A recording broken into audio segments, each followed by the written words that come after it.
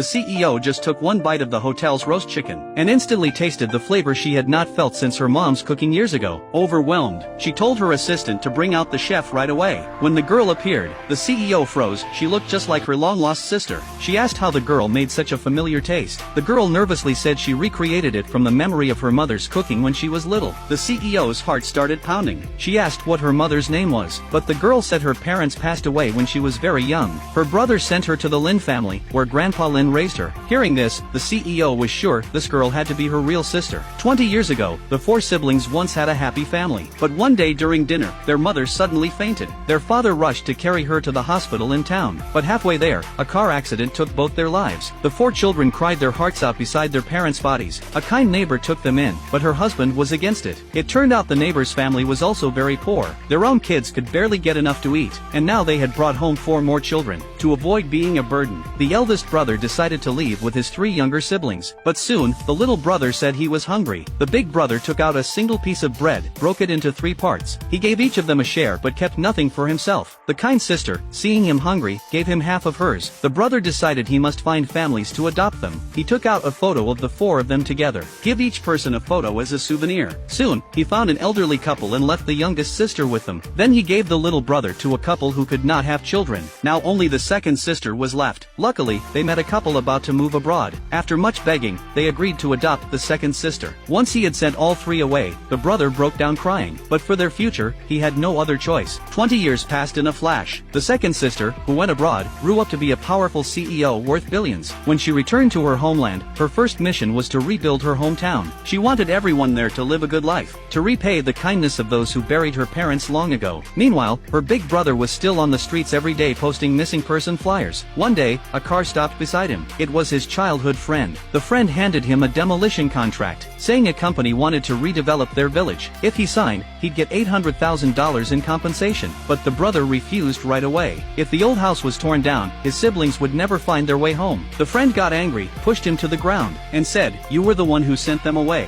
If it weren't for you, they wouldn't have gone missing." He warned the brother he had one more day to sign. Otherwise, the demolition crew would come by force. To protect the old home, the brother ran back as fast as he could. At that very moment, the CEO's car arrived at the entrance of the village. 20 years had passed, and she looked around at the familiar scenery with tears in her eyes. She missed her parents so much, and wondered how her big brother was doing all these years. But she did not know. Her brother's friend had already gathered the villagers at his house. Everyone was pressuring him to sign, because without his signature, no one could get the compensation money. The brother refused again. He said this old house was all that was left from their parents. Their family had not reunited yet. If it was gone, his siblings would never find home again. The friend shouted, "It's been 20 years. If they wanted to come back, they already would have." He said, "Once the house is gone, you'll get $800,000. Who needs siblings when you have that much money?" As the villagers prepared to tear the house down, the brother picked up a hoe and said, "Even if it costs my life, I will never let you destroy this house." The friend punched him hard, knocking him to the ground, then told the villagers to tear it down by force. When the brother begged them to stop, the friend smashed his parents' urn on the ground, then raised the hoe and swung it toward him. Just then, the CEO arrived at the scene. Want to know what happens next? Follow me. I'll be sharing the next chat after soon.